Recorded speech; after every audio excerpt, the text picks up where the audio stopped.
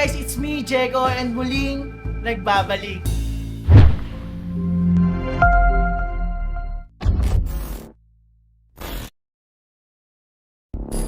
Ngayon, gusto ko lang ipaalam sa inyo na meron na akong business. Ito ay maliit lang naman pero alam kong ikakatuwa nyo rin. So, paano nga ba nagsimula ang lahat? Okay, simulan natin ang unang naging plano ko. Matagal na ako nangangarap na magkaroon ng business. Kung ano-ano yung mga pangarap ko noon na business. Ending, walang nangyari at wala rin nagawa. Okay, fast forward. Sa mga hindi nakakaalam, may karinderya kasi noon yung lola ko. At isa sa mga bantay niya ay yung nanay ko. Yung mama ko. Okay, nagsarado yung business nila noon at kinatagalan na wala na rin yung lola ko. Kasabay ng pagkawala ng lola ko, doon nag-umpisa nangarap si mama na gusto niyang ibalik yung pagkakarinderya nila noon. Eh ano ba naman ako? Wala naman ako noon at bata pa lang rin ako. Till now naman wala pa rin naman. Pero kahit papaano, thankful dahil at least malayo na ako sa noon. Kahit papaano, pag meron, nabibilang ko si mama ng gusto niya. At ito na nga, meron kasi ako nakitang post ng isang vlogger na si Foreign Germs. At ang post niya ay, kung ikaw ay magkakaroon ng 5K, para saan mo to gagamitin?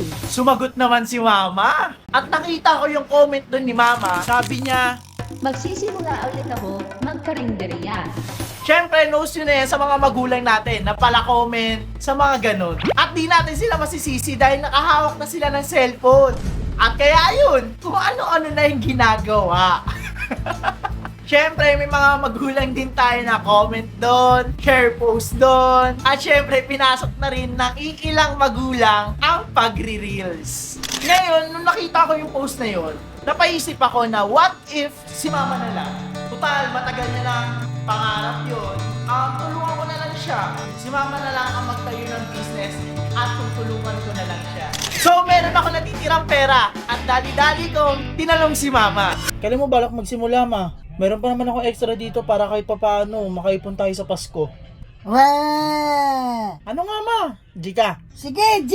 Basta totoo! Guys, sa mga hindi nakakaalam, ito yung karinderya na nasa likod ko. At sa mga hindi rin talaga nakakaalam, itong pwesto na to, ito yung tinatayuan dati ng bigasan. Dito kumukuha si Kuya Lloyd ng bigas kapag magta 12 days of Christmas or something na kapag may content siyang gagawin, yung magbibigay kami ng relief goods noon sa mga bahay-bahay. So dito lang gagaling noon yung bigas. Nung sinabi ni mama na wala siyang pampuhunan, agad kong sinabing, 5K lang budget natin, ma, para sa mga gamit, ha? Kaya-kaya? Pwede na yan, kaya-kaya! Basta ikaw bahala.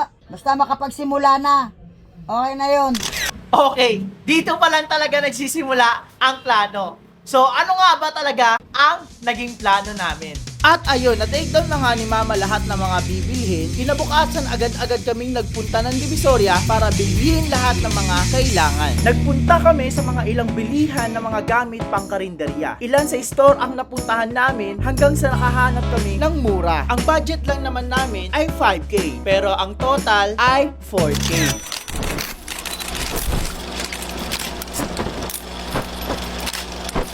Kasabay ng pagbili namin ng mga gamit pang karinderya, sinabay na rin namin ang pagbili ng mga gamit para sa school. Binilihan ko kasi ng mga gamit ang mga pamangkin ko dahil first day of school nila.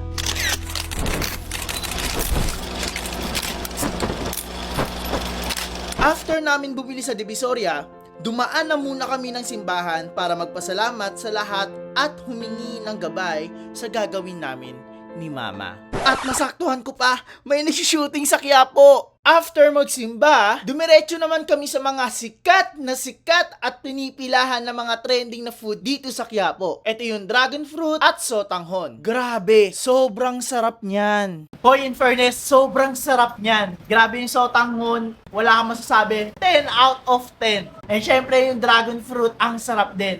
Sakto yung tamis, sakto yung timpla. Grabe, wala kang masasabi, ang sarap. After ng lahat, eto na kami pauwi na at naupo muna kami saglit sa isang tabi. Dahil ang bigat ng mga dala namin.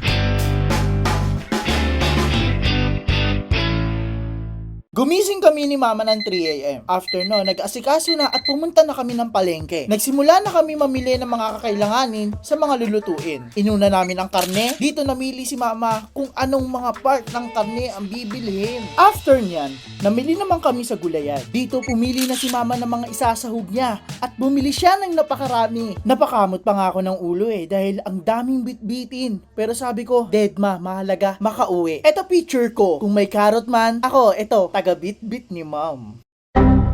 Ang corny. Nang makauwi kami, sinimulan ko na maghiwa-hiwa habang nagluluto si Mama. Para naman onti na lang gagawin ni Mama. Nang lilitaw na si Haring Araw, agad naman kaming magbubukas na ng tindahan. Salamat pala sa tito ko dahil tinulungan kami itayo ng maayos yung trapal. At tadan! Ready na ang food namin dito. Nakakatuwa lang kasi first time ko lang magbantay ng kantin dito. Kasi first time lang namin nagkaroon ng karinderya ulit. At nakalipas ang ilang minuto, may bumili na. At ang first customer ay ang aking ante. Thank you, Mami, sa pagbuena mano. Sa di inaasahan, masisira yung trapal. At ayun, inayos ulit ng mga tito ko. Yan pala ang mga kapatid ni Mama. Siyempre, maraming salamat sa mga otits ko na yan. Sa buong araw na nakakapagod, pero kinaya. Dito na nagsimula si Mama maglista ng mga lulutuin niya para bukas. At na makauwi kami sa bahay, dito na nagsimula magbilangan. At syempre, thanks God dahil kahit papaano, nabawi naman yung nilabas naming pera nung first day.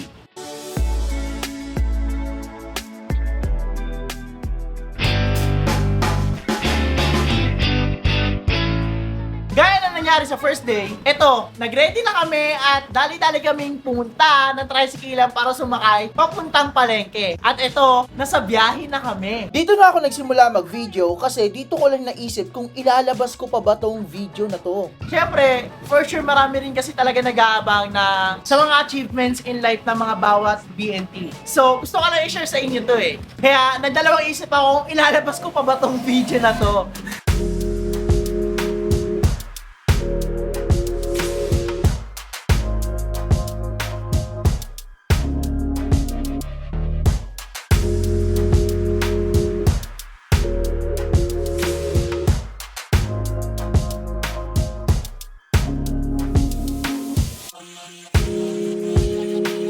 Dito, meron na kaming kasama at ito ay isa sa mga kaibigan ko dito sa Kaingin. Tamang hiwa muna kami. Ayan na, dumating na naman si Haring Araw at ilalatag na namin ang aming menu. Dito, meron kaming adobong sitaw, pakbet, menudo, ginisang sayote, at sweet and sour. Meron din kaming fried chicken at yempo. At syempre, di mawawala yung sabaw sa menu. Meron kaming nilagang baka dyan. Dito kasi guys, nung time na yon, nagsisimula pa lang kami, ako talaga ang nagbabantay. So, pinapatapos ko ng lahat ng lulutuin ni Mama. After niya matapos lahat ng lulutuin, doon ko na pinagpapahinga si Mama. Kasi nakakapagod magluto tapos magbabantay pa siya sa buong araw. So, sabi ko kay Mama, pagkatapos mo magluto dyan, Ma, umuwi ka na para ako naman dito. Maya-maya, nagulat ako dumating kapatid ko. Siya na daw magbabantay at sumabay na daw ako kay Mama magpahinga. Dito, sobra akong natuwa dahil support si kapatid. Nakalipas ang buong araw ng second day namin, ayun, sold out kami. And mapapa, thank you Lord ka talaga. Dahil sobrang saya ko at the same time, sobrang saya rin ni Mama. Nakikita ko sa ngiti ni Mama yung sold out that time. Dahil, alam mo yun, hindi namin inasahan na magsisold out kami sa araw na yun. Ano sabi mo ngayon sold out tayo? Sold out! Dami yan, pare. Sold out. Ano sabi mo? Masaya ka naman. Ubos, ngayon dapat ganun. Pasalamat ako sa mga kanat si pagkain. I-invite ko kayo lahat sa aking mumunting kantin na inyong malamat makarating sa aming lugar na kahit kami dinidemolish, sige pa rin ang aming kung anong dapat gawin sa aming buhay. Masaya ka naman. Oo naman. Yan. Kasi yun yung dapat tuloy-tuloy na pamanasalon ng nanay ko. Eh, wala eh. Hindi na isip ng magulang ko eh. Kaya ngayon lang ako nag-start. At kahit na-start ako, kasi masaya rin ako dahil nakikita kong paninda ko, eh, nabibili dahil hindi mabili, ibig sabihin di masarap. In short, masarap ang magluto, no? Kaya i-try nyo na yan, huwag na kayo mapahuli, no? Meron kasing page si Mama. Ang pangalan ng page ni Mama, Luto ni Baby. Ayan. So, sa mga gusto magpaluto dyan, tatanggap rin kami sa mga gusto magpaluto kasi sa may mga celebration, paluto. Ay, ready kami dyan. So, i-like nyo lang at i-follow ang aming page na to, itong Luto ni Baby. At dyan nyo makikita yung mga presyo namin. Ayan. Magpapahinga ka na, pagod ka. Oo, kahit mahirap, napagod, okay lang, magaan pa rin pag nakahiga.